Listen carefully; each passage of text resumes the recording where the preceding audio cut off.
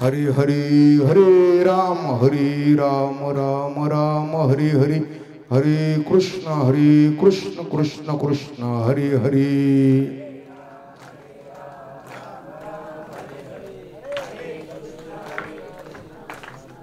हरि हरि हरे राम राम राम हरि हरि हरे कृष्ण कृष्ण कृष्ण हरि हरि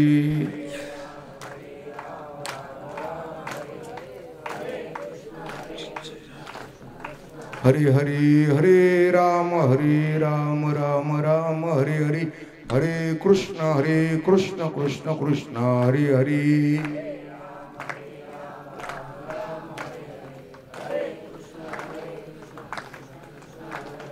हरे राम राम हरे हरि हरे कृष्ण कृष्ण कृष्ण हरि हरि हरे राम राम राम हरे हरे हरे कृष्ण कृष्ण कृष्ण हरे हरि हरे राम राम हरे हरि हरे कृष्ण कृष्ण कृष्ण हरे हरि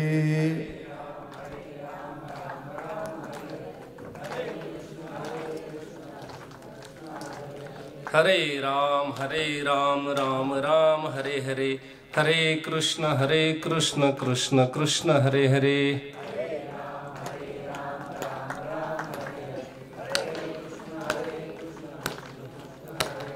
हरे राम राम राम हरे हरे हरे कृष्ण कृष्ण कृष्ण हरे हरे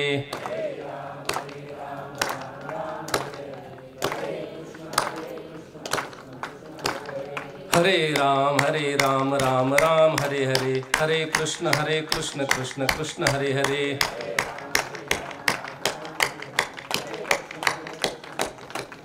पुंडलीक वरदा हरि विठ्ठल श्री ज्ञानदेव तुकाराम पंढरीनाथ भगवान श्री गुरु निवृत्तीनाथ महाराज माऊली ज्ञानेश्वर महाराज जगद्गुरु तुकाराम महाराज सद्गुरु जोग महाराज सद्गुरु जयराम महाराज की जय। श्रद्धावान लभते ज्ञानम तत्परस्यतीन्द्रियः ज्ञानम लब्ध्वा परम शांतिम अचिरेण अधिगच्छति प्रमाणं भवाब्धेर्धम मामकानां नितंबकराभ्यां धृतो येन तस्मात् विधातुर्वसत्यै धृतो नाभिकोश परब्रह्मलिंगं भजे पांडुरंगं जयांचे किलिया स्मरण होय सकळ विद्यांचे अधिकरण तेची वंदुचरण श्री गुरूंचे ते नमस्कारून आता श्रद्धावान लभते ज्ञानम तत्परस्यतीन्द्रियः ज्ञानम लब्ध्वा परम शांतिम अचिरेण अधिगच्छति।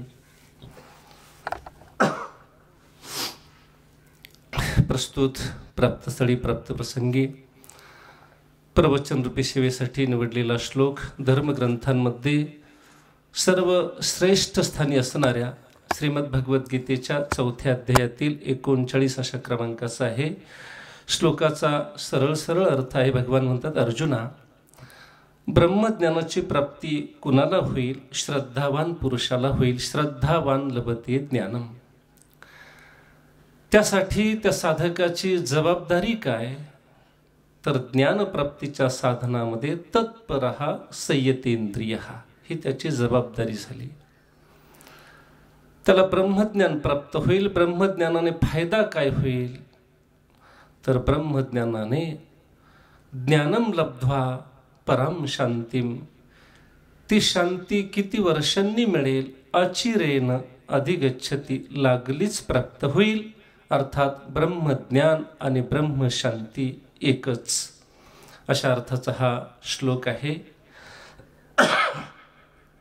आज खरं तर विश्वगुरु संतश्रेष्ठ निवृत्तीनाथ महाराजांची जन्मजयंती, सप्तशतकोत्तरी सुवर्ण महोत्सव आणि गुरुवर्य दादांचा अमृत महोत्सव। खरं तर दादांचं नाव घ्यायला सुद्धा 1000 वेळा गंगा स्नान करून सुद्धा हिम्मत होईल की नाही, म्हणून दादांचं नाव मी घेऊ शकत नाही। दादांना म्हटलं तुम्ही माझ्या शेजारी बसा, म्हणजे समोर बसल्यानंतर मला जी भीती वाटते ना ती साईडला बसलं का वाटणार नाही, पण दादा म्हटले नाही मी इथेच बसणार, जे आज समजून घ्यायचं आज परीक्षा आहे. आणि नाहीतरी गंमत अशी आहे, खरं तर प्रवचन गोळीसर बाबांनी सांगितलं आहे की माझा नंबर अगोदर होता, पण कदाचित निवृत्तीनाथ दादांनी आणि गुरुवर्य दादांनी काय कुणास ठाऊक कशी प्रेरणा झाली हा बदल करण्याची, आणि योगायोगानं 5 वाजेच्या कार्यक्रमाला दादा हजर झाले. आणि कदाचित आपण शिकवलेला विद्यार्थी, आपल्याजवळ राहिलेला विद्यार्थी कसं बोलतो ही दादांचीच काहीतरी अंतरशक्ती असेल, आणि म्हणून हा बदल कदाचित झाला असावा. असो, आज खरं तर श्लोकावर बोलण्यापेक्षा श्रीगुरु निवृत्तीनाथांचा जयंती सप्तशतकोत्तरी सुवर्ण महोत्सव आणि गुरुवर्य दादांचं अमृत महोत्सवी वर्ष, ह्या 2 जीवनचरित्रावरच बोलण्याचा खरा योग आणि आनंद.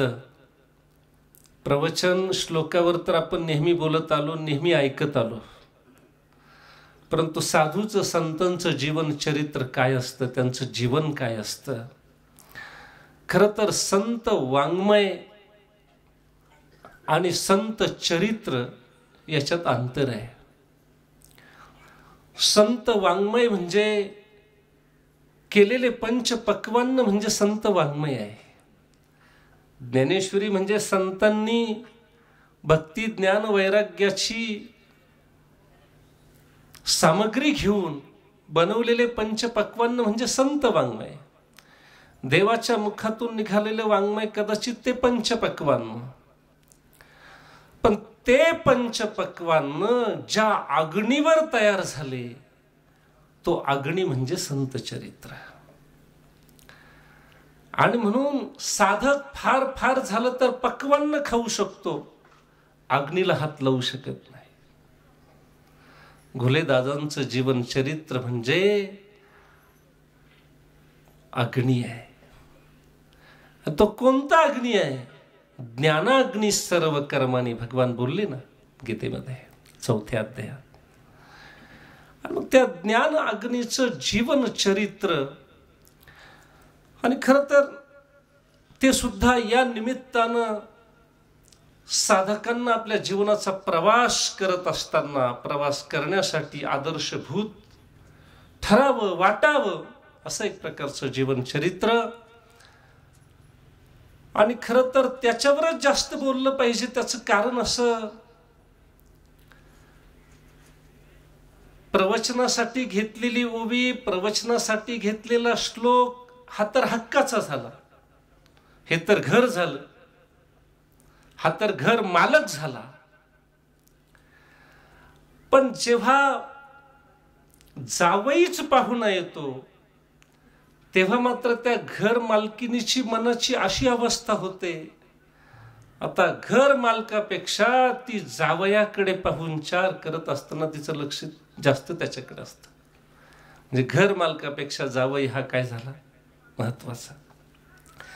तसा हक्काचा श्लोक, प्रवचनाचा श्लोक त्याही पेक्षा आज जे उत्तुंग शिखरावर पोहोचलेलं जीवन आदरणीय गुरुवर्य दादा. शेवटी मी बोलण्याचा प्रयत्न करणार आहे. दादांकडून संप्रदायाला काय मिळालं बरं का. समाजामध्ये 2 विषय, 2 व्यक्ती, 2 गोष्टी. संप्रदायाकडून आम्हाला काय मिळालं, हा एक वर्ग समाजामध्ये जगत असतो. तुमच्या आमच्या सारखी माणसं संप्रदायाकडून काही शिकलो, संप्रदायाकडून काही मिळालं म्हणून कुठेतरी आपलं थोडंफार 2-5 लोक नाव घेतात. पण त्याच समाजामध्ये दादांसारख्या जीवन महापुरुषांच्या जीवनचरित्रातून संप्रदायाला काय मिळालं हे स्वतंत्र चिंतन आहे. संप्रदायामध्ये 2 वर्ग पाहायला मिळतात. संप्रदायामुळे मोठी झालेली माणसं,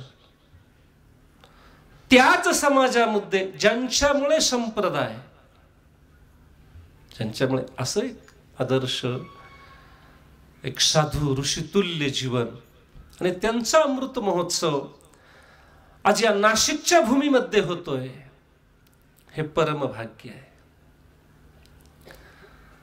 माझ्या माहितीप्रमाणे मला वाटतं 3.5 दिवसांचा अमृत महोत्सव पहिल्यांदा आळेफाट्याला झाला. तदनंतर तुकोबऱ्यांच्या चरणाजवळ, तुकोबऱ्यांच्या प्रांगणामध्ये, देहूच्या भूमीमध्ये भव्य प्रमाणामध्ये झाला. त्यानंतर 8 दिवसांचा हा दादांचा अमृत महोत्सव आमचे आदरणीय वारकरी संप्रदायाचे एक धडाडीचे, त्यांना आम्ही नेते म्हणतो कारण ते दोन्हीमध्ये मोडतात, ज्यांनी हा उत्सव करू घातला त्यांचं नाव पांडुरंग आहे.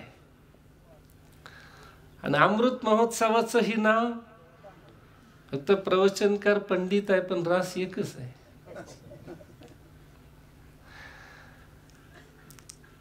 पांडुरंग पाटलांची खूप इच्छा होती, तळमळ होती. त्यात आमचे हरिभक्तीपरायण गोकुळ महाराज खुर्दळ खतवडकर, त्यांची फार मोठी तळमळ. मी दादांच्या संस्थेमध्ये शिकलो आणि म्हणून दादांचा अमृत महोत्सव आपल्या जिल्ह्यात व्हायला पाहिजे. आणि योगायोगानं पांडुरंग पाटलांचं दादांवर अत्यंत प्रेम, श्रद्धा, आणि मग या सगळ्याच गोष्टी एकत्र आल्या. त्या दृष्टिकोनातून मोठ्या कार्यक्रमाचं हे नियोजन केलं गेलं. तो उत्सव इथपर्यंत येऊन पोहोचला. त्यातली एक छोटीशी सेवा, दादांची सेवा म्हणून आज या ठिकाणी मी बसलोय. श्रद्धावान लभते ज्ञानम तत्परसयतेंद्रिय, ज्ञानम लब्ध्वा परम शांतीम अचिरेन अधिगच्छति. दादांच्या सोबत एकच नाही तर 2-2 साधूंचं दर्शन आपल्याला रोज घडतंय. हरिभक्तीपरायण आमचे गुरुवर्य बंशी दादा पण या ठिकाणी आहे, वाळे महाराज. श्रद्धावान लभते ज्ञानम. खरं तर भगवान श्रीकृष्ण परमात्म्याने या 4थ्या अध्यायामध्ये ज्ञानाच्या प्राप्तीचा उपाय 34 नंबरच्या श्लोकातून भगवान बोललेच होते. तद्विधी प्रणिपातेन परिप्रश्नेन सेवया उपदेक्षन्ति ते ज्ञानम ज्ञानिनस्तत्वदर्शिनः. अर्जुना, ब्रह्मज्ञानाची प्राप्ती झाली पाहिजे का? मग हा ब्रह्मज्ञानाच्या प्राप्तीचा उपाय तद्विधी प्रणिपातेन परिप्रश्नेन सेवया. पण हे सगळं कुणाचं करायचंय? तत्वदर्शी संत महात्म्यांचं. त्यांची सेवा. अगर्वता करावे दास्य सकळ, तनु मनो जीवे चरणाशी लागावेन अगर्वता करावे. अशा रीतीनं ते प्रसन्न होतील. मग परिप्रश्नेनं त्यांना प्रश्न विचारायचा, मग ते ब्रह्मज्ञान सांगतील. मग हे सांगितलंच होतं ना त्या प्रभूने. मग पुन्हा श्रद्धावान लभते हे कशासाठी? या महत्वाच्या विषयाची थोडीशी चर्चा करून दादांचा मला घडलेला सहवास, दादांची कृपा, त्या विषयावर यायचं. भगवान तद्विधी प्रणिपातेन परिप्रश्नेन सेवया उपदेक्षन्ति ते ज्ञानम. ते ज्ञानम उपदेक्षन्ति बोललेच होते ना. मग पुन्हा श्रद्धावान लभते कशासाठी? त्याचं थोडक्यात शास्त्रीय भाषेमध्ये उत्तर द्यायचं झालं तर 34 नंबरच्या श्लोकातून भगवान जे बोलले, जो उपाय सांगितला ज्ञानाच्या प्राप्तीचा, तो शास्त्राच्या भाषेमध्ये बहिरंग आहे. अजून बोलू का? परावलंबी आहे. अजून सांगू का? अनिश्चित स्वरूपाचा आहे. परावलंबी आहे, बहिरंग आहे आणि अनिश्चित स्वरूपाचा आहे. म्हणून त्याच भगवंताला 2-5 श्लोकाच्या अंतरानं 34 नंबरच्या श्लोकानंतर लगेच 39 नंबरच्या श्लोकामध्ये भगवंताला स्वावलंबी, निश्चित आणि अंतरंग स्वरूपाचा ब्रह्मज्ञानाच्या प्राप्तीचा उपाय सांगावा लागला. श्रद्धावान लभते ज्ञानम. तद्विधी प्रणिपातेन हे बहिरंग आहे, अनिश्चित आहे आणि परावलंबी आहे. शास्त्राने आम्हाला सांगितलंय ना, सोप्या भाषेत सांगू का? 34 नंबरच्या श्लोकातून जे सांगितलं तो विमानाचा प्रवास आहे, आणि श्रद्धावान लभते सांगितलं हे हा पॅसेंजरचा प्रवास आहे. पॅसेंजरला तिकिटासाठी पैसे खिशात प्रसंगी असले तरी चालतात, नसले तरी. पण विमानात तसं चालतंय का? विमानानं प्रवास करणारे अधिकारी किती? हे भगवंताच्या लगेच लक्षात आलं, आणि भगवंतानं आपली भाषा लगेच बदलून घेतली. 39 नंबरच्या श्लोकापर्यंत म्हटलं श्रद्धावान लभते ज्ञानम. सोपं केलंय. 34 नंबरच्या श्लोकातून सांगितलं ते किती अवघड आहे हे सांगणं सुद्धा अवघडच आहे. शास्त्रानं आम्हाला सांगितलंय 3 गोष्टी दुर्लभ आहे. मनुष्यत्व, मुमुक्षुत्व, महापुरुष संश्रय. माणसाचा जन्म मिळणं दुर्लभ आहे. माणसाचा जन्म केव्हा मिळतो? माणसासारखा वागला की माणसाचा जन्म मिळतो. शास्त्राच्या सगळ्या प्रक्रिया सांगण्याचं काही कारण नाही. सोपं आहे. माणसासारखं वागलं की पुन्हा माणूस होता येतं. देवासारखा वागला का देव होतो, आणि संतासारखा वागला का संतच होतो. आज बरीचशी माणसं, इतकी माणसं जन्माला आली, बऱ्याच जणांचा आकार माणसाचा आहे, पण केवळ आकार माणसाचा असून जमत नाही. विचार माणसाचा असला पाहिजे. आकार माणसाचा आहे, विचार पशुचा असेल तर. आकार माणसाचा आहे, विचार राक्षसी असेल तर. राक्षसी विचार याचा अर्थ एखाद्याचा खूनच करावा लागतो, एखाद्याची चोरीच करावी लागते असं काही नाही. राक्षसी विचार म्हणजे भ्रष्ट आचार, भ्रष्ट विचार, त्याला आपण भ्रष्टाचार म्हणू. चुकीच्या पद्धतीनं निकाल देणं हा तसा राक्षसीच विचार आहे. मग तो तालुका कोर्टाचा असेल, जिल्हा कोर्टाचा, हायकोर्टाचा असेल, सुप्रीम कोर्टाचा असेल, किंवा विधानसभा अध्यक्षाच्या चेअरवरचा असेल. म्हणजे कुणीतरी चुकीचा दिलाय असं मला म्हणायचं नाही बरं का, तो आपला विषय नाही. पण त्या चेअरवर विराजमान होऊन जर चुकीचा निकाल दिला असेल तर तो सुद्धा राक्षसी आचारच आहे.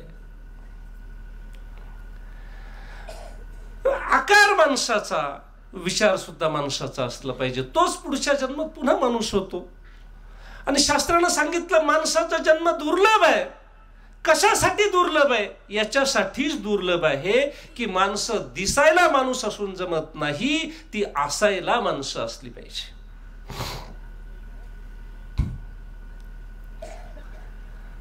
खरं तर माणूस असून विचार पशुचे असतील तर तो पशुच आहे. शास्त्राने आम्हाला सांगितलंय ना, आहार, निद्रा, भय, मैथुनंच. या सगळ्या गोष्टी माणूस आणि पशु यांच्यात सारख्याच आहे. आणि याच गोष्टीचा धागा घेऊन की काय, काही गाढव मोर्चा घेऊन ब्रह्मदेवाच्या दरबारात गेली. ब्रह्मदेवानं म्हटले, बाबा काय म्हणणं आहे तुमचं? तेव्हा ती गाढव म्हणाली, या मृत्यू लोकामध्ये गाढवपणा माणसं करतात आणि वरून आम्हाला गाढव म्हणतात. हा किती मोठा गाढवपणा. आणि दुसरी गोष्ट, तुमच्या सरकारनं आमच्यावर अन्याय केला. म्हटले काय अन्याय केला? तेव्हा गाढवांनी ब्रह्मदेवाला सांगितलं, म्हटले आहार, निद्रा, भय, मैथुन या चारही गोष्टी जर माणूस आणि आमच्या सारख्याच आहे तर तुम्ही माणसाला श्रेष्ठत्व का दिलं? आम्हाला कायम स्वरूपी कनिष्ठत्व, हे कनिष्ठत्व आमच्या वाट्याला, पशुत्व आमच्या वाट्याला, श्रेष्ठत्व माणसाच्या वाट्याला. माणूस असा काय वेगळा आहे आमच्यापेक्षा म्हणून त्याला श्रेष्ठत्व दिलं. ब्रह्मदेवानं सांगितलं की बाबा रे गाढवांनो, माणसामध्ये 5वी गोष्ट अधिक आहे. सगळी गाढवं कानवरती करून ऐकायला लागली. आहार, अहो माणसाला जेवायला लागतं, आम्हाला जेवायला लागतं. निद्रा, तेही झोपतात, आम्ही झोपतो. मैथून, भय, त्यांच्यात आमच्या सारखंच आहे. गाढवापासून गाढव जन्माला येतात, तशी माणसापासून माणसं जन्माला येतात. काय वेगळं आहे? वेगळं काय आहे? तेव्हा ब्रह्मदेवानं सांगितलं, माणसाच्या जीवनामध्ये एक गोष्ट अधिक आहे. जो माणूस असतो तो एकादशीच्या दिवशी जेवण करत नाही म्हटलंय. तो एकादशीचं व्रत करतो. जो माणूस असतो पुणे जिल्ह्यात असेल तर तुकोबरांची माऊलीची वारी करतो. सोलापूर जिल्ह्यात असेल तर पांडुरंगाची वारी करतो. जळगाव जिल्ह्यात असेल तर आदिशक्ती मुक्ताईची वारी करतो. आणि मराठवाड्यात असेल तर शांती ब्रह्म एकनाथ महाराजांची वारी करतो. आणि नाशिक जिल्ह्यात असेल तर महिन्याची एकादशीची वारी. आवाज आलाच नाही मला. हा म्हणजे तुम्ही वारी करत नाही का नाशिक जिल्ह्यात राहू? आवाज बारीक आला म्हणून विचारलं. नाशिक जिल्ह्यात राहत असेल तर निवृत्तीनाथाची महिन्याची वारी करतो माणूस असेल तर. माणूस असेल तर त्याच्या जीवनामध्ये नित्यनेमाचा हरिपाठ असतो, ज्ञानेश्वरी असते, निवृत्तीनाथाच्या अभंग गाथेच्या 5 अभंग तरी असतात. आणि माणूस असेल तर तो सकाळी तुळशीची पूजा करतो, सूर्याला अर्घ्य देतो. तो माणूस असेल तर आई वडिलांचं दर्शन करतो. तो माणूस असेल तर आई वडिलांचं दर्शन करतो. आता तर खूपच बारीक आवाज आला. आणि तो माणूस असेल तर त्याच्या गळ्यामध्ये पवित्र तुळशीची माला असते.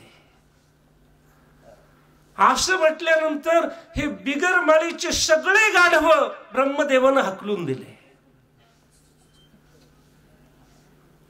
मुद्दा असा आहे बर का, तेव्हा आपल्याला हाकलून देण्याची वेळ येऊ नये यासाठी खर तर गुरुवर्य दादांचा अमृत महोत्सवी कार्यक्रम आपण करू घातलाय. ज्यांच्या ज्यांच्या गळ्यामध्ये माळा नसतील काल्याच्या कीर्तनापर्यंत दादांच्या समोर बसून अनुग्रह घ्यायला अडचण नाही. किती दिवस आपण बिगर माळीचं राहायचंय? मुद्दा असा आहे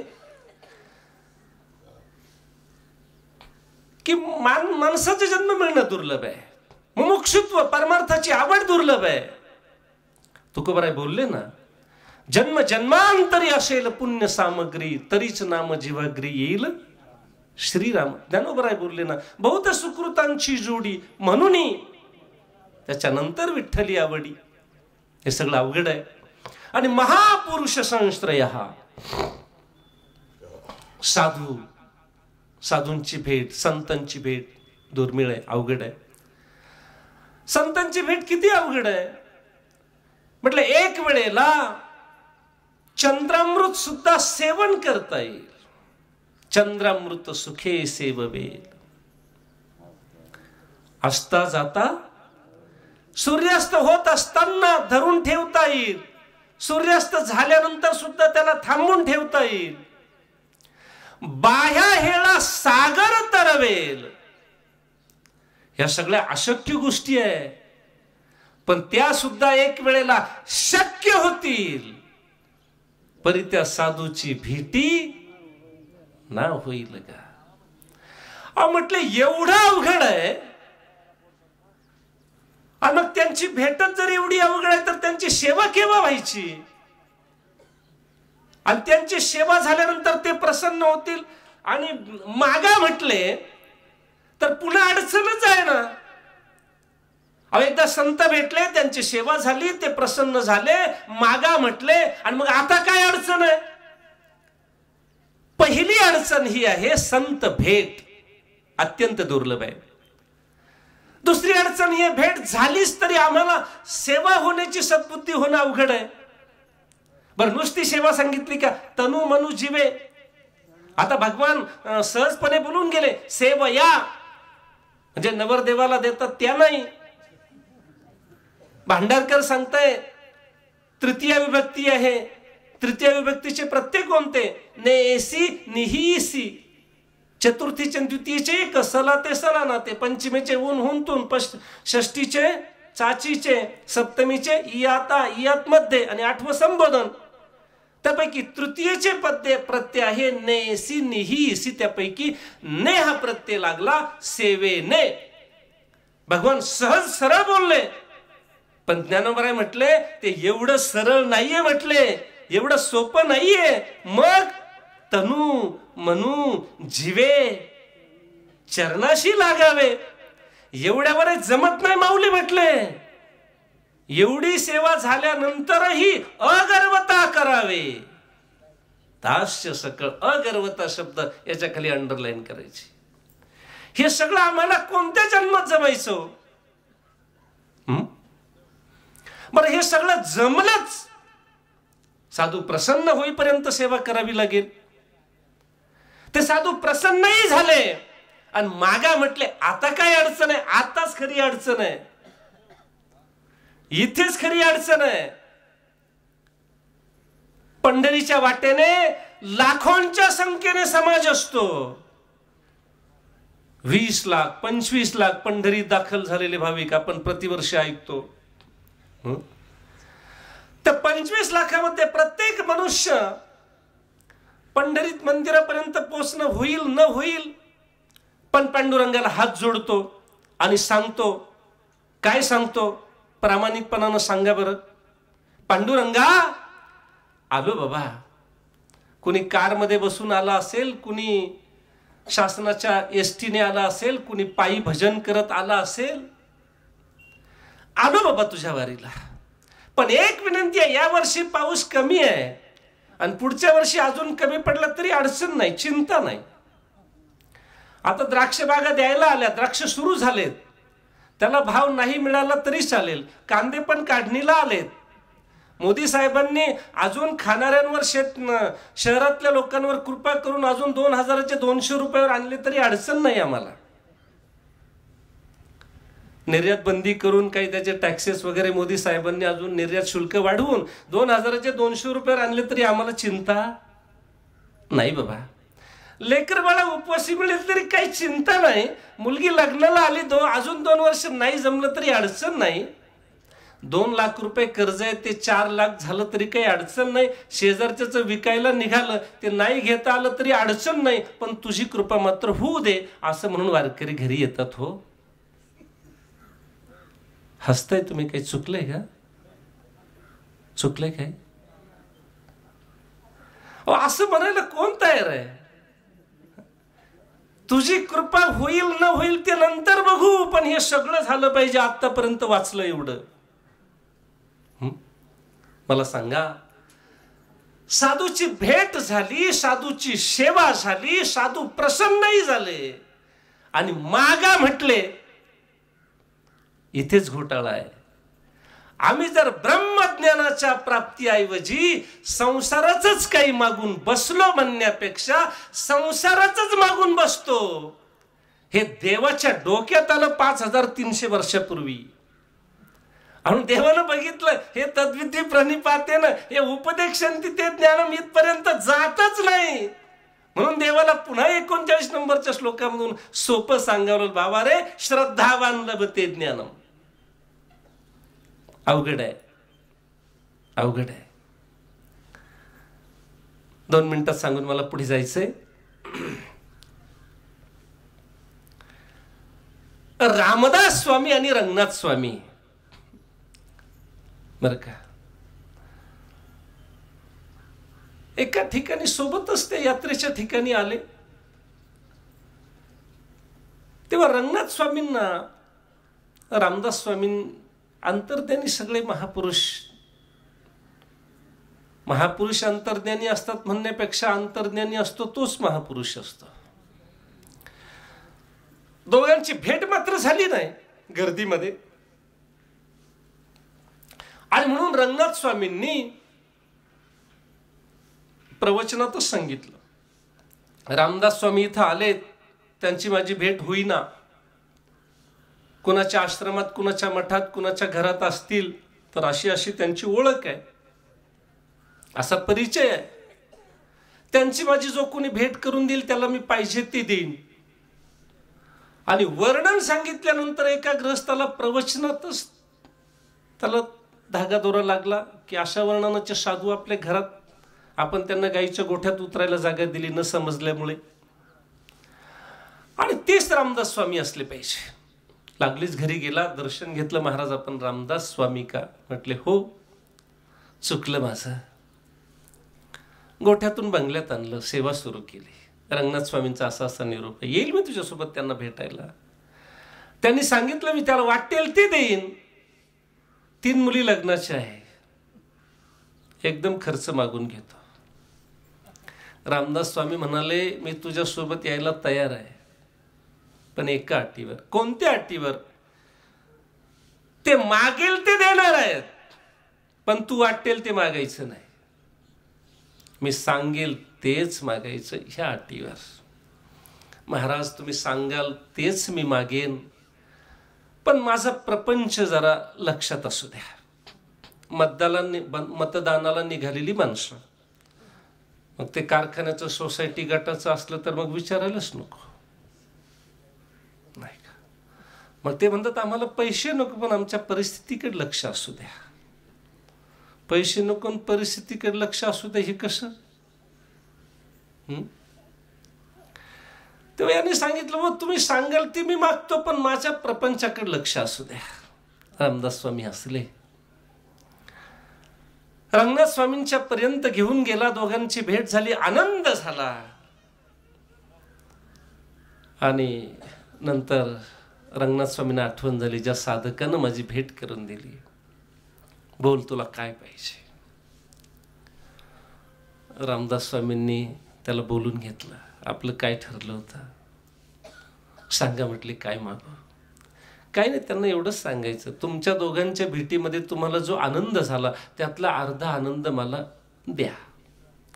असं ऐकल्याबरोबर याच्या चेहऱ्यावर होता तेवढाही आनंद मावळला. तो आनंद घेऊन काय माझ्या मुलीचा बस्ता होणार आहे? तो आनंद सांगून काय आता येता येता गाडीत पेट्रोल पडणार आहे? तो आनंद सांगून काय टायरवाला मला टायर देणार आहे? तो आनंद सांगून मला काय बंगला बांधून कुणी देणार आहे? तो आनंद घेऊन मी काय करू? रामदास स्वामी म्हणाले दुसरं काही तुला देऊन मी काय करू? माझ्या साधुत्वाची उद्या परीक्षा होईल. माझ्या जवळ असून तुझा उद्धार झाला नाही, माझी अडचण होईल. नाविलाज झाला आणि घाबरत घाबरत नाविलाजानं बोलला, महाराज तुमच्या दोघांच्या भेटीमध्ये, साधूंच्या भेटीमध्ये जो आनंद झाला त्यातला अर्धा आनंद मला द्या. डोक्यावर हात ठेवला आणि त्या सेकंदाला त्याचा उद्धार झाला. मुद्दा असा आहे तद्विधी प्रणिपातेन परिप्रश्नेन सेवया. किती अवघड आहे. आणि मग ते उपदेशांती दिल्ली बहुत दूर आहे. आणि म्हणून अशी बुद्धी किती लोकांना होईल. म्हणून त्यासाठी त्याच भगवंताला दयार्द्र अंतकरणानं कलियुगातील लोकांची वृत्ती लक्षात घेऊन सांगावं लागलं, बाबा रे यात तुम्ही बसत नाही, हा विमानाचा प्रवास तुमच्यासाठी शक्य नाही. मग सोपं सांगू का? श्रद्धावान लभते ज्ञानम. साधूच्या विचारावर, साधूच्या वाङ्मयावर, संतांवर, देवावर, गुरुवर श्रद्धा ठेवा, तुम्हाला ज्ञान होईल. आता पुन्हा अडचण अशी आहे, श्रद्धा म्हणजे काय? श्रद्धा म्हणजे काय? गुरुवर श्रद्धा कशी असावी? आमच्या निळोबरायांसारखी असावी. देवावर श्रद्धा भानुदास महाराजांसारखी असावी. गुरुवर श्रद्धा निळोबरांसारखी, शास्त्रावर श्रद्धा निवृत्तीनाथांच्या आई वडिलांसारखी असावी. कधीतरी निवृत्तीनाथांचं नाव घेत जा. माऊलींच्या आई वडिलांसारखी असावी तर सगळं जग बोलतंय. पण त्याच निवृत्तीनाथांनी माता पित्यांच्या नंतर मातेच्या अंतकरणानं ज्ञानोबारायदी भावंडांना निवृत्तीनाथांनी सांभाळलं, हे विसरता कामा नाही. आई वडील जाताना निवृत्तीनाथांना सांगितलं, अरे तू मोठा आहेस, हे सगळे रडतील पण तुला रडण्याचा अधिकार नाही, तू मोठा आहेस. वडील भाऊ हा आई वडिलांच्या ठिकाणी असतो. आणि मग गेले ना, शास्त्रावर निष्ठा किती असावी. तत्कालीन काही समाजकंटकांनी आणि दुश्चित्त अंतकरणाने शास्त्र तुमच्यासाठी असं सांगते, देहदंडाचं प्रायश्चित्त. खरंच त्या पद्धतीचे ते होते का? हा स्वतंत्र विचार, ते स्वतंत्र प्रवचन होईल. पण मुद्दा असा आहे की शास्त्र तुमच्यासाठी असं सांगतंय, तुम्हाला देहदंडाची शिक्षा घ्यावी लागेल. शास्त्र सांगते ना, मग आम्ही ती घेऊ, आणि घेतली. पण जाताना सगळी जबाबदारी निवृत्तीनाथांवर दिली. तू मोठा आहेस, आम्ही चाललो म्हणून जगाची माऊली असणाऱ्या ही माऊलीची माऊली आमच्या नंतर तू व्हायचंय. आणि म्हणून ज्ञानोबा राय जगाची माऊली असतील, पण जगाच्या माऊलीलाही माऊलीच्या अंतकरणानं सांभाळणारे महामाऊली निवृत्तीनाथ महाराज त्र्यंबकेश्वरी स्थित आहे. त्र्यंबकेश्वरी स्थित आहे. आणि म्हणून निवृत्तीनाथ महाराज हे खरं तर ज्ञानोबरांपेक्षा मोठे, सगळ्यांपेक्षा मोठे. मग शेवटी काय राहिले? माऊलीच्या अंतकरणानं सगळ्यांना सांभाळण्याची जबाबदारी स्वीकारली होती, म्हणून शेवटी राहिले. ज्ञानोबराय झाले, सोपान काका, मुक्ताईलाही समाधी दिली, आणि शेवटी समाधी आपण घेतली. आपण घेतली. मुद्दा असा आहे, शास्त्रावर निष्ठा किती असावी. गुरुवर निष्ठा, तुकोबरांच्या प्रती झालेलं प्रेम, आणि त्यांनीच मला अनुग्रह द्यावा, पण ते वैकुंठाला गेले ना. श्रद्धा किती असावी महाराज. श्रद्धेच्या पोटी या संतांनी न्यायालयाचे नाही, विधानसभेचे नाही, देवाचे सृष्टी चालवण्याचे नियमच पायंदळीत उडवले. सृष्टीचा नियम आहे, ज्या देहानं तुम्ही वैकुंठाला गेलात ना, त्याच देहानं परत येता येत नाही. हा नियम आहे. हा नियम जगाच्या पंतप्रधानानं घालून दिलाय. तो तुम्ही आम्हाला सर्वांना पाळावाच लागतो. ज्या देहानं तुम्ही गेलात त्याच देहानं नाही येता येत. तुम्हाला यायचंच असेल तर नामदेवरायांना तुकोबराय होऊन येता येईल, पण त्याच देहानं कसं येता येईल? पण श्रद्धेची ताकद, श्रद्धेचं सामर्थ्य काय असतं? श्रद्धेचं सामर्थ्य बहुमताचं सामर्थ्य. कायदा सुद्धा पायाखाली ठेवता येतो, हे बहुमताचं सामर्थ्य आहे. पण श्रद्धेचं सामर्थ्य, देवाचे नियम सुद्धा मोडीत काढता येतात, हे श्रद्धेचं सामर्थ्य आहे. हे श्रद्धेचं सामर्थ्य आहे. आणि निळोबा राय, तुकोबारायांनीच मला अनुग्रह दिला पाहिजे. तेच माझे गुरु, तेच माझे गुरु. 42 दिवस अनुष्ठान. शेवटी जगाचा पंतप्रधान भगवान परमात्मा चाला. निळोबा असा हट्ट करू नका, सृष्टीचे नियम आहे हे. मी आलो, निळोबांना वाटतं तुकोबाराय चाले, पाहत तर देव. श्रद्धेची ताकद, श्रद्धेचं सामर्थ्य काय असतं? देवाला सुद्धा ठणकावून सांगणारे निळोबाराय, येथे तुझं लागी बोलाविले कुणी, प्रार्थिले वाचुनी, कशासाठी आलास तू? कयाचा धावा करीतोस? देवाला परत पाठवण्याची शक्ती गुरुनिष्ठेमध्ये आहे. गुरुनिष्ठेमध्ये आहे. देवाला जाऊन तुकोबरायांना पाठवावं लागलं, दुसऱ्या देहाने का? त्याच देहाने तुकोबरायांना त्याच देहानं परत यावं लागलं. निळोबरायांना अनुग्रहित करावं लागलं. श्रद्धा, निष्ठा, देवावर निष्ठा, भानुदास महाराजांसारखी अशी श्रद्धा. तर शबरीची श्रद्धा किती होते? सगळा कथाभाग सांगत नाही, एवढा वेळ आपल्या जवळ नाही. बालवयामध्ये घर सोडून निघालेली शबरी ऋषीमुनी थांग पत्ता लागू देईना. तू स्त्री आहे, मुलगी आहे, आश्रमात ठेवायचं कसं, काय शिकवायचं, वेगळ्या धर्माची आहे, वेगळ्या जातीची आहे. शबरीने भल्या पहाटे उठावं, सडा संमर्जन ऋषीमुनींच्या आश्रमासमोर करावं, फुलं फळं पूजेसाठी आणून ठेवावी आणि त्यांच्या भीतीने झाडावर जाऊन बसावं. थोडक्यात सांगतो. एक दिवस ऋषींनी बघितलं, समोर उभं केलं, रडू लागली, सगळ्या अडचणी सांगितल्या. बाळा, आजपासून तू माझ्या आश्रमात राहा आणि सर्वांसमोर सेवा करत जा. मातंग ऋषी सेवा करता करता निर्वाणाचा दिवस आला. सगळी गडबड आश्रमात सुरू झाली. बाबा आज काय, आज मला देवाच्या घरी जायचंय. लहानशी शबरी, परत केव्हा येणार? सप्ताह झाल्यावर का? म्हटले बाळा, देवाच्या घरी गेल्यानंतर परत येता येत नाही. रडू लागली शबरी. माझा सांभाळ कोण करणार? बेटा, मंत्राचा जप करत राहा, एक दिवस राम तुला भेटायला येईल. त्या शबरीला राम काळा आहे की गोरा, उंच आहे की खुजा, तेच माहिती नाही. पण श्रद्धा काय असते? श्रद्धा ज्या अर्थी माझे गुरुजी मला सांगून गेले, त्या अर्थी नक्की राम मला भेटणार आहे. श्रद्धावान लभते ज्ञानम. काय श्रद्धेचं सामर्थ्य असतं ते बघून सेवा आपल्याला आटोपती घ्यायची.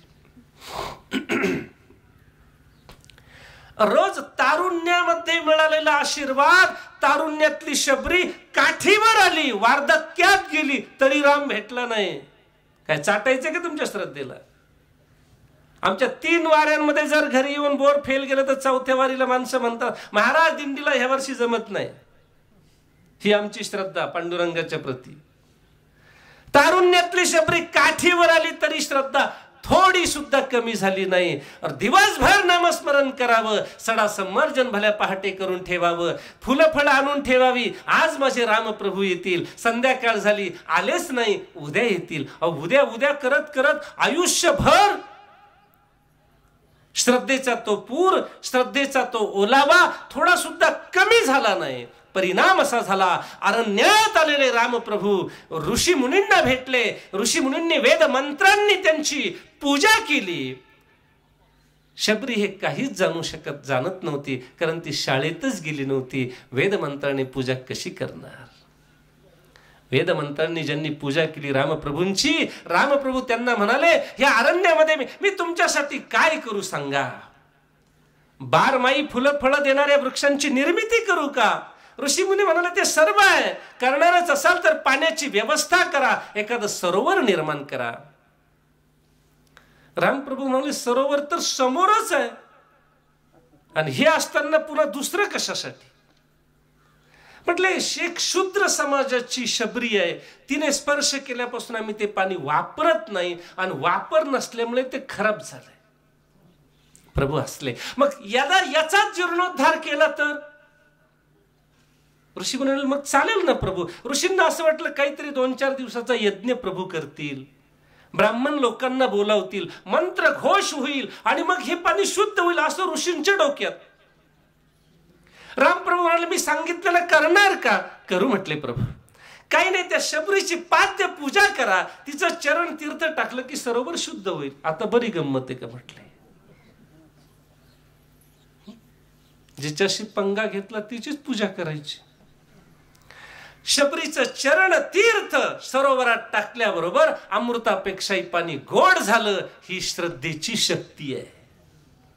श्रद्धेनं प्रभू शबरीकडे आले, शबरी रामाकडे गेली नाही. कथाभाग मोठा आहे. श्रद्धावान लभते ज्ञानम तत्प्रसयतेंद्रिय. ज्ञानम लब्ध्वा काय मिळेल? पराम शांतीम. केव्हा मिळेल? आचिरेन अधिगच्छति. हे मी आज एवढं जोरात बोलतो ना, त्याचं कारण आमचे गुरुवर्य दादा आहे बरं का. ही ताकद माझी नाही, आमच्या दादांची आहे.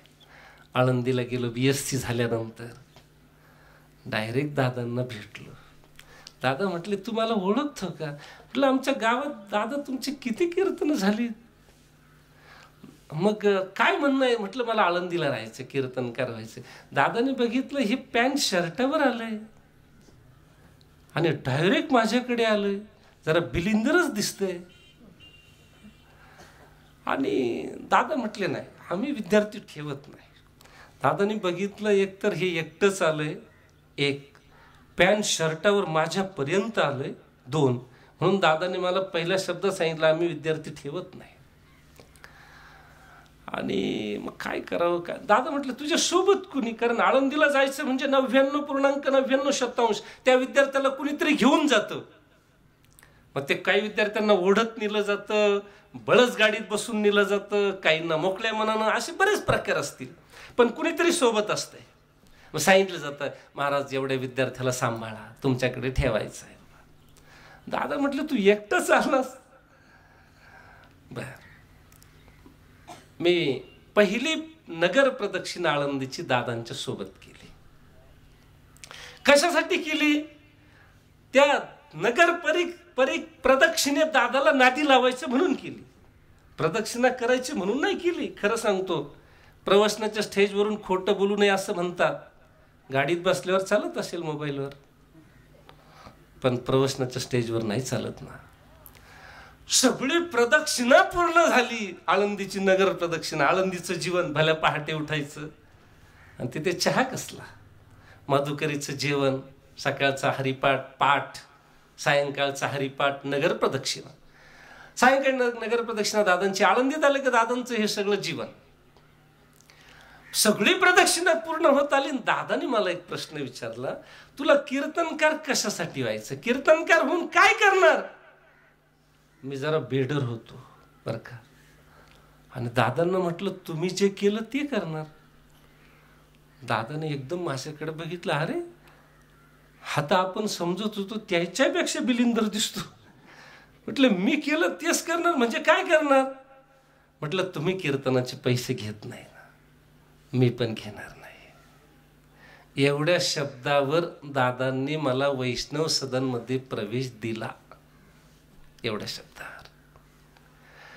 साधूच्या संगतीचं काय सामर्थ्य असतं बर का. दादांच्या त्या एक आळंदीची नगर प्रदक्षिणा 15-20 मिनिटांमध्ये होते. त्या 15-20 मिनिटाच्या दादाच्या संगतीचा असा परिणाम झाला की कीर्तनाचे पैसे ठरवायचे आणि मागायचे, आजपर्यंत या जिभेला कलंक लागला नाही. ती केवळ माझ्या दादांची कृपा आहे. आणि आयुष्याच्या शेवटच्या श्वासापर्यंत लागणार नाही हे छाती ठोकून सांगू शकतो, कारण दादांची कृपा एवढी भक्कम माझ्या सोबत आहे, माझ्या सोबत आहे बर का. अजून सांगू का, साधूच्या मग 4 वर्ष दादांनी मला, पहिली गोष्ट मला त्या मराठी व्याकरणाला निकम बाबा होते, 100 पैकी 99 मार्क पडले. निकम बाबांचं माझं तिथंच भांडण, माझा 1 मार्क कुठे काटला ते भांडण. मग हा विद्यार्थी कुठे राहतो म्हटले वैष्णव सदनला. दादांकडे भांडण आलं. दादांनी मला तातडीने बोलून, अरे म्हटलं ते कॉलेजचे शिक्षक नाही वेड्या, ते साधू आहेत, भांडायचं नसतं. तेव्हापासून जे भांडण सोडून दिलं 99 तर 99. दादांच्या कृपेनं 4 वर्ष 95-96%, 97% असे पहिला नंबर राहायचा. त्याचा परिणाम दादांनी मला सगळ्या वैष्णवमध्ये स्पेशल रूम दिली अभ्यासासाठी, आणि स्वतंत्र रूम दिल्यामुळे मी एवढा अभ्यास करू शकलो. ही दादांची कृपा, दादांची कृपा. मी जे दादाला बोललो ना सहजपणे, मी एक सांगू का, साधूची संगती ही किती महत्वाची असते मला आलेली अनुभूती सांगतो. तुम्ही साधूच्या संगतीमध्ये बेडरपणानं राहा, नम्रपणानं राहा. साधूच्या शरीरातून निघणारी शक्ती वलय, त्याचा परिणाम तुमच्या जीवनावर झाल्याशिवाय राहणार नाही. मी दादाला सहज त्या पहिल्या नगर प्रदक्षिणेमध्ये 15 मिनिटात एवढा संवाद झाला दादाचा माझा महत्वाचा, तुम्ही जे केलं ते करणार. मग दादा जसं कीर्तन करतात ना, मग मी 70 रुपये तिकीट झालं तर 70 रुपये घ्यायचो बरं का. आता आपल्या 2-3 तालुक्यात तर डिझेल पेट्रोलचा रुपया पण आपण घेत नाही, हा भाग सोडा. पण ह्या जिल्ह्याच्या बाहेर गेल्यानंतर आपण पैसे घेतो, खोटं कशाला बोलावं. पण ठरवायचे नाही, दादाने सांगितलं.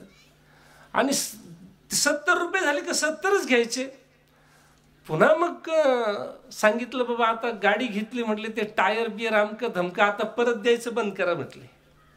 एक दुसरी गोष्ट, मी पैसे परत द्यायचे बंद याच्यासाठी केले दादा, ज्याच्याजवळ परत दिले ना तोच खिशात घालायचा.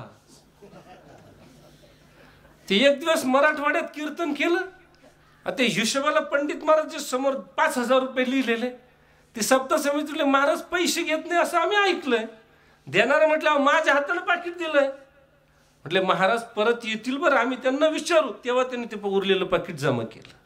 ज्याच्याजवळ परत दिलं त्यानेच. तेव्हापासून म्हटलं बाबा ते लोक म्हटले आता परत द्यायचं बंद करा, देतील ते घ्या म्हटले. टायर टाकायच्या वेळेला आम्ही येणार नाही दुकानात, जे दिलं ते घेऊन टाकायचं. चला, हे आदर्शभूत जीवन, दादांची कृपा बरं का. मुद्दा असा आहे, मी दादांना सहज बोललो, तुम्ही जे केलं ते मी करणार. तुम्ही कीर्तनाचे पैसे घेत नाही ना, मी घेणार नाही. तुम्ही जे केलं ते मी करणार. हे वाक्य माझ्या माऊलींना ऐकलं असेल, माऊलींनी विचार केला असेल, दादांनी जगाच्या पाठीवर झळकणार वारकरी संप्रदायाच्या कलशस्थानी असणारे तुकोबरांचं मंदिर केलं. त्या दादांची शक्ती, दादांचं निवृत्तीनाथ माऊलींनी ऐकलं असेल आणि माऊलींनी मोबाईल निवृत्तीनाथ दादांना केला असेल. अरे आमच्या घुले दादांनी तुकोबराचं मंदिर केलं आणि दादा जसं करतील तसं मी करणार, असं ही येडं पोरग बोललं.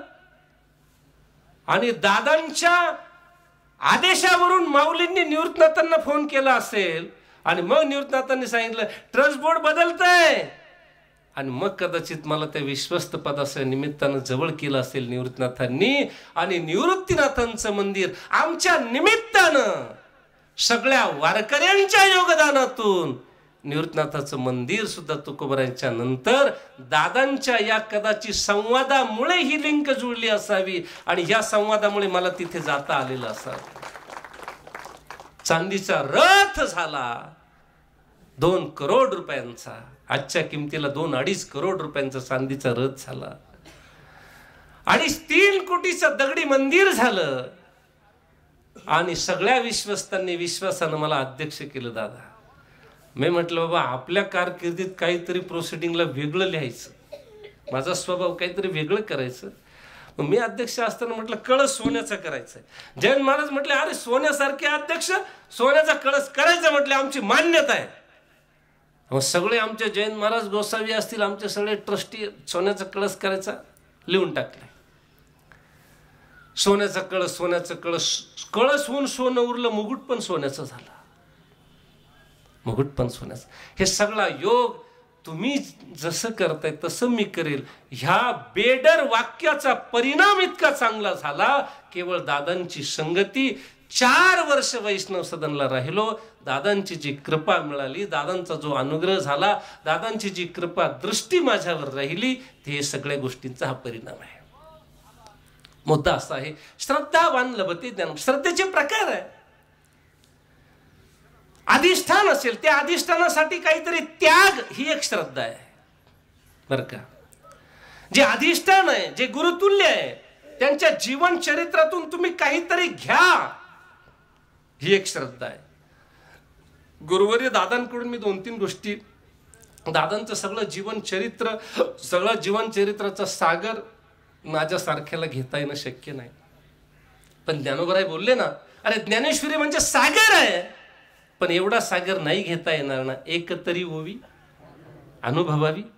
तसं गुरुवर्य घुले दादा सागर आहे, त्या सागरातला एखादा तरी थेंब तीर्थ. कीर्तनाचे पैसे ठरवायचे नाही, हा आदर्श मला दादांकडून ही कृपा मिळाली. अजून सांगू का, एकादशी व्रत कसं करावं हे मी दादांकडून शिकलो. महिन्याची वारी केली पाहिजे, हा आदर्श माझ्या जीवनात माझ्या दादांमुळे आला. दादांमुळे आला. दादा एकादशी कशी करतात एवढंच सांगतो थांबतो. दादांचं सगळं जीवनचरित्र सांगायला एक तोंडाचा पंडित नाही, 1000 तोंडाचा शेष आला तरी ते शक्य नाही. फक्त एक झलक सांगतो, फक्त दादांचं जीवन चरित्र त्याच्यावरून तुमच्या लक्षात येईल. दादा एकादशी कशी करतात सांगू. दादांच्या जीवनातली तेवढी एकादशी जरी आपण घेतली तरी 100% उद्धार. दादांची एकादशी म्हणजे दशमीपासूनच असते. दशमीला एकदाच जेवायचं, द्वादशीला एकदाच जेवायचं. दादांची एकादशी म्हणजे नामदेवरांची एकादशी. दादांची एकादशी म्हणजे राधेची एकादशी. त्या राधेच्या सख्यांनी राधेला विचारलं, कृष्ण आम्हाला सोडून गेला, काय करावं, पुन्हा मिळाला पाहिजे. राधेने सांगितलं एकादशी करा. मग एकादशी कशी करायची. राधेनं त्या सख्यांना एकादशीचे नियम सांगितले. आपण पहा, एकादशाच नियमम शृणुतात व्रजांगना. राधा म्हणाली, व्रजांगनांना मी तुम्हाला एकादशीचा व्रताचा नियम सांगते, ऐका. काय म्हणाली राधा. एकादशाच नियमम शृणुतात व्रजांगना. भूमिशायी दशम्याम तू चैक भुक्तो जितेंद्रिय. दशमीला एक भुक्त, एकदाच जेवावं. भूमिशायी जमिनीवर झोपावं, म्हणजे गादी पलंग चालणार नाही, घोंगडीवर झोपावं. एकदाच जेवावं. एक भुक्त जितेंद्रिय, ब्रह्मचारी व्रताचं पालन कर. हा दशमीचा नियम झाला. द्वादशीला एकदाच जेवावं. एकादशीला फराळ करावं. दादांना विचारा. आता माणसं आम्हाला विचारत, फराळ कोणतं, भगर चालेल का. काही विचारतात साबुदाणा, एकानं विचारला कोथिंबीर चालेल का. नाही म्हटलं, गर्ग मुनींना विचारा काय काय चालतं ते. गर्ग संहितेमध्ये गर्ग मुनींनी हा विचार स्पष्टपणे सांगितला. ते म्हटले भगरीनं साबुदाण्याचं गर्ग मुनी म्हणाले नंतर बघू. फळं खाऊन केली तर चालेल का. गर्ग मुनी म्हणाले एकादशी फळं खाऊन केली तर अर्ध पुण्य मिळतं. म्हणजे फळं खाल्ल्याबरोबर अर्ध पुण्य लगेच वजा होतं, अर्धच मिळतं. आणि फळं न खाता पाणी पिऊन केली तर मग 80-85% मिळतं, थोडंसं कमी होतं. हे बघल्यातलं सांगतोय का. गर्ग संहिता नावाचा ग्रंथ वाचा. गर्गमुनी म्हणाले फलाहारेन चार्धम स्यात् च अर्धम स्यात्.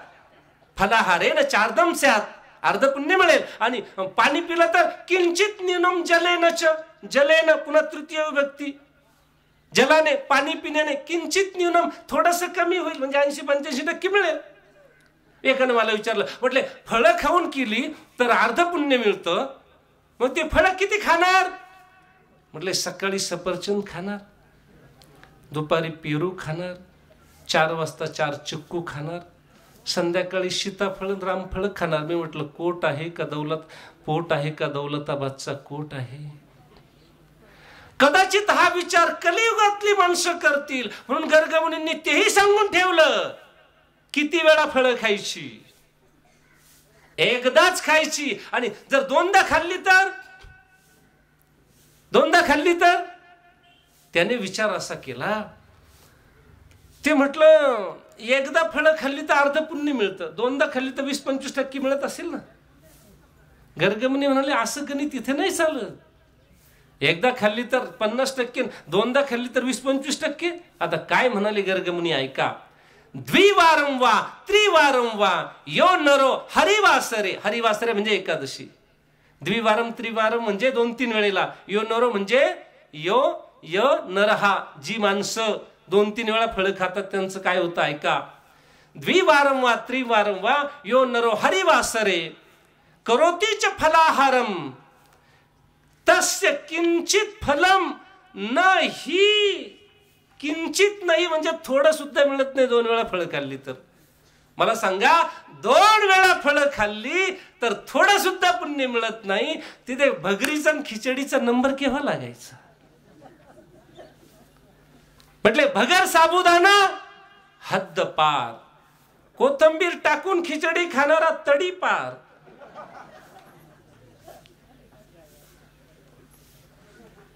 हे सगळं खरं आहे का. ऐका, नामदेवराय म्हटले, नामदेवरायांच्या घरी त्यांचा मेहुणा पाहुणा आला. बायको म्हणाली अहो घरात काही नाही, किराणा आणा, मला स्वयंपाक त्याला जेवायचंय. नामदेवराय म्हटले आज दशमी आहे. नामा म्हणे कांते दशमी एक भुक्ती, भोजन निश्चिती करू नये. दशमीच्या दिवशी एकदाच जेवावं. तुझा भाऊ जेवणच आला असेल आणि दुसऱ्यांदा जेवायचंच नाही. आणि उद्या एकादशी, उदयिक एकादशी, उपवास जागरण, ऐकावे कीर्तन 4 प्रहर. आणि परवाच्या दिवशी द्वादशी पारणे झाली आहे भोजन. द्वादशीला स्वयंपाक करायचाच आहे. पाहुण्यानं ऐकलं, बापरे, डायरेक्ट द्वादशीला जेवण तिसऱ्या दिवशी. ऐकून पाहुणा चिंतातुर, क्षुधातुर पोटी निद्रा न लगे काही, वर्षा एवढी पाही रात्र झाली. पाहुण्याला रात्र वर्षा एवढी झाली, पाहुण्याला झोप झाली नाही. हे कशासाठी सांगितलं? दशमीला एकदाच जेवायचं, द्वादशीला एकदाच जेवायचं आणि एकादशीला पाणी सुद्धा प्यायचं नाही. अशी आमच्या गुरुवर्य दादांच्या एकादशीचं व्रत त्यांच्या कृपेनं आमच्या जीवनामध्ये आलं. आणि हा सगळा जीवनचरित्राचा भाग मी दादांकडे 4-5 वर्ष राहिलो. आणि दादा, सगळा सागर आपल्याला घेता येणार नाही, एवढ्या 2 गोष्टी फक्त दादांकडून मला घेता आल्या. कीर्तनाचे पैसे ठरवायचे नाही आणि एकादशीला पाणी सुद्धा प्यायचं. एवढं आमच्या दादांकडून तुम्ही घेतलं तर का.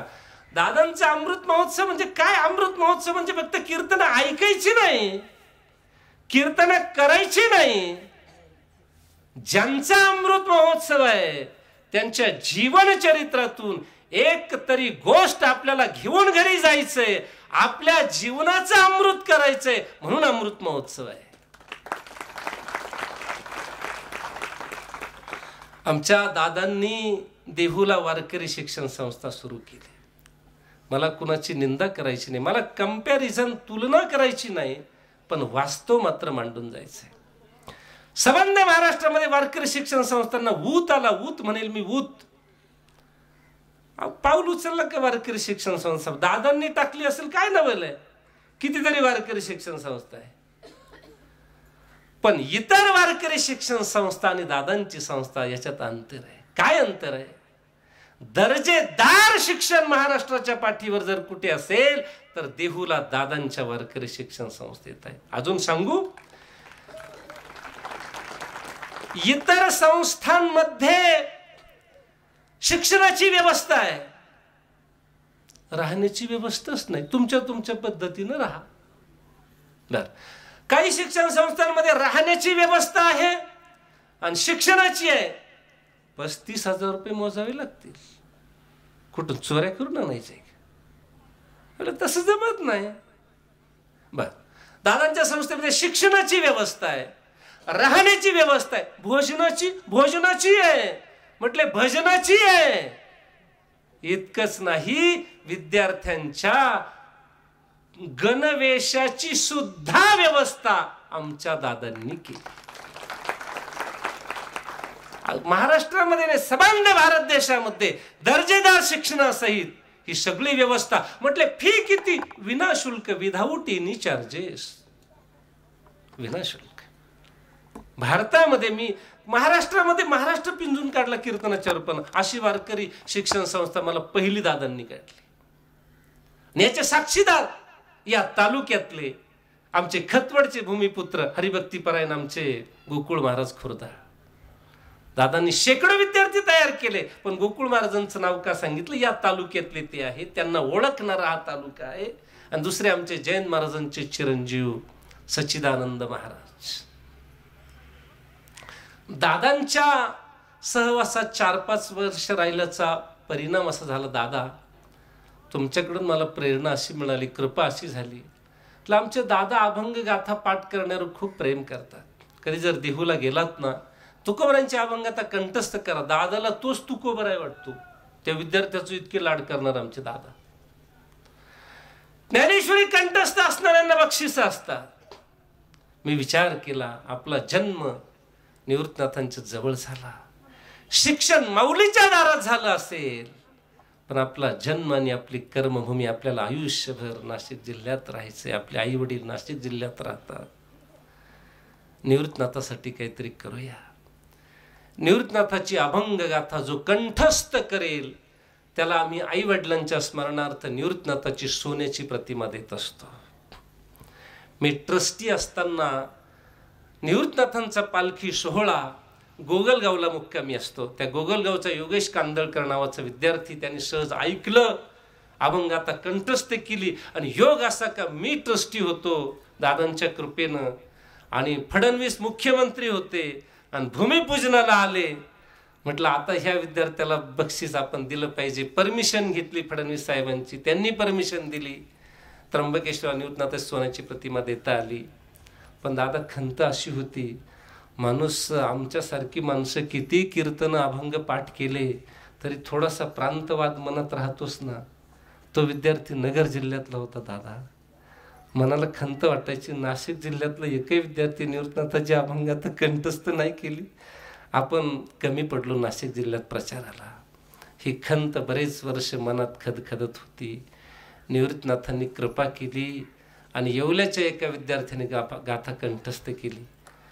त्याला दादांच्या उपस्थितीमध्ये आपण एकदा कार्यक्रम ठेवूया. निवृत्तीनाथाची सोन्याची प्रतिमा त्याला बक्षीस द्यायची दादा आपल्याला. दुसरा विद्यार्थी नाशिक जिल्ह्यातला तयार झाला. माझी विनंती आहे, असे अनंत विद्यार्थी तयार झाले पाहिजे. हो, सोन्याची नाणी सुद्धा कमी पडणार नाही असा आमचा वारकरी संप्रदाय श्रीमंत आहे. पण साधक निवृत्तीनाथांकडे आले पाहिजे. या निमित्तानं दादा एक उपक्रम आम्ही सुरू केला. मी ट्रस्टी झाल्यापासून नाही, ट्रस्टी होण्याच्या अगोदरपासून जवळजवळ 12-13 वर्षापासून निवृत्तीनाथाची अभंगाथा आमच्या घराघरात नव्हती. गावागावामध्ये निवृत्तीनाथांची अभंगाथा आईवडिलांच्या स्मरणार्थ विनाशुल्क देऊन निवृत्तीनाथ अभंगाथा गावागावामध्ये सप्ताहामध्ये पारायण झाली. निवृत्तीनाथाची आरती दादा आमच्याकडे होत नव्हती. मी विनंती केली, सप्ताहामध्ये नित्यनेमामध्ये संतांच्या आरतीमध्ये पहिल्यांदा निवृत्तीनाथाची आरती, नंतर ज्ञानोबरांची, नंतर तुकोबरांची, नंतर आदी संतांच्या आरत्या. हा क्रम आमच्या भागात सुरू झाला दादा. महत्वाची गोष्ट मला सांगायला आनंद वाटेल की आज पांडुरंग पाटलांनी दादा मला फोन केला. म्हटले अभंगाथा पाहिजे. म्हटलं तुम्ही 1000 पाहिजे, 2000 पाहिजे, मी छापून देतो. म्हटलं परत पाटलांचा मला फोनच नाही. म्हटलं कदाचित पाटलांनी, मग ते म्हटले आम्ही पाहतो. म्हटले महाराज, म्हटलं पाटलांनी कदाचित छापले असतील. दादा 4 दिवस झाले आणि पाटलांचा मला फोन आला. म्हटले महाराज दादा आता बरी गंमत आहे का. म्हटलं दादांपुढे माझी इज्जत काढतात काय. म्हटलं 4 दिवसात कसे ग्रंथ छापू. म्हटलं मी 4 दिवसात प्रेसवाला कसं छापून देईल. दादा मग आता 100-150 माझ्याकडे होते. त्या दिवशी 50 पाठवले, आज 40-42 घेऊन आलो. संपतराव धोंगड्यांकडे 200 दिले, त्याच्यातले मला वाटतं 50 एक आले. असे 150 ग्रंथ कसे बसे आपण जमा केले. अशी गडबड झाली ती. तेव्हा विनंती अशी आहे की निवृत्तीनाथांचा वारकरी आहोत ना आपण, हरिपाठ म्हटला पाहिजे. काय म्हटला पाहिजे. ज्ञानदेवे रचिला पाया. जो हरिपाठ म्हणत नाही तो वारकरी नाही. ज्ञानोबरांचा हरिपाठ म्हटला पाहिजे, कारण ज्ञानदेवे रचिला पाया. पण कधीतरी वारकरी याच्या पुढे गेला पाहिजे. हो, ज्ञानदेवे रचिला पाया हे मान्यच आहे. पण वारकरी संप्रदायाची भागवत धर्म मंदिराच्या इमारतीचा पाया घालत असताना लागणारं ज्ञान जर ज्ञानोबरायांना, माऊलींना, निवृत्तीनाथांनी दिलं असेल तर त्या निवृत्तीनाथांची अभंगगाथा सुद्धा आपल्या नित्यनेमामध्ये असलीच पाहिजे. कारण गहिनी प्रसादे निवृत्ती दातार, आणि त्याच्या पुढे ज्ञानदेवा सारच उजविले. आणि म्हणून वारकरी संप्रदायाला माझी विनंती आहे, आरती प्रकरणामध्ये निवृत्तीनाथाची आरती असावी. आपल्या घरात निवृत्तीनाथाचा फोटो असावा आणि नित्यनेमामध्ये निवृत्तीनाथाची अभंग गाथेचे 5 अभंग तरी आपल्या जीवनामध्ये असले पाहिजे. ही सगळी प्रेरणा आणि ह्या सगळ्या गोष्टी मला आदरणीय गुरुवर्य दादांच्या संगतीतून, त्यांच्या अनुग्रहातून, त्यांच्या कृपा प्रसादातून मला प्राप्त झाल्या. आणि म्हणून दादांचा अमृत महोत्सव, मी मगाशी बोलून गेलो की दादांचा ज्या जीवन चरित्राचा जो अमृत सागर आहे, त्या सागरातला एक थेंब जरी म्हणजे त्यांच्या आचरणातला एक पैलू जरी आपल्या आचरणामध्ये आणला तरी आपलं जीवन अमृतमय झाल्याशिवाय आणि आपला उद्धार झाल्याशिवाय राहणार नाही. सर्वांना विनंती आहे, आज खरं तर अभिष्ट चिंतनाचा एक नियम असतो. काय नियम असतो. अभिष्ट चिंतन म्हणजे ज्याचं अभिष्ट चिंतन आहे त्यांना काय म्हणतात, त्याला शुभेच्छा द्यायची असते बरं का. त्यांच्यासाठी आणि इष्ट म्हणजे चांगलं. आणि व्याकरण आपल्याला असं सांगतं, आभी उपसर्ग लागला की त्या शब्दाचा अर्थ विशेष रूपानं प्रगट होतो. इष्ट म्हणजे चांगलं आणि अभिष्ट म्हणजे अत्यंत चांगलं. तेव्हा ज्यांचं अभिष्ट चिंतन आहे त्यांच्या जीवनाची वाटचाल अत्यंत चांगली हो, अशी शुभेच्छा द्यायची असते. पण आज शुभेच्छा द्यायच्या नाही, आज शुभेच्छा घ्यायच्या. तेव्हा अमृत महोत्सवाच्या निमित्तानं दादांकडून शुभेच्छा आपल्याला घ्यायच्या आहे, दादांकडून आशीर्वाद घ्यायचा आहे. तुमच्या जीवन चरित्राचा जो अमृत ज्ञान सागर आहे त्यातली छोटीशी झलक, एक थेंब आम्हाला आमच्या जीवनामध्ये तुमच्या कृपा प्रसादानं द्या, जेणेकरून आमच्या जीवनाचा उद्धार झाल्याशिवाय राहणार नाही. श्रद्धावान लभते ज्ञानम तत्पर संयतेंद्रिय ज्ञानम लब्ध्वा परम शांतीम अचिरेन अधिगच्छती. झालेली सेवा श्री गुरु निवृत्तनाथांच्या, ज्ञानोबरांच्या, सद्गुरू जोग महाराजांच्या आणि आदरणीय दादांच्या भगवान श्रीकृष्ण परमात्म्याच्या चरणरुंदी समर्पित करून सेवेला पूर्णविराम. पुंडलीक वरदा हरी विठ्ठल श्री ज्ञानदेव तुकाराम पंढरीनाथ भगवान श्री गुरु निवृत्तीनाथ महाराज, माऊली ज्ञानेश्वर महाराज, जगद्गुरु तुकाराम महाराज, सद्गुरू जोग महाराज की जय. विठ्ठल विठ्ठल.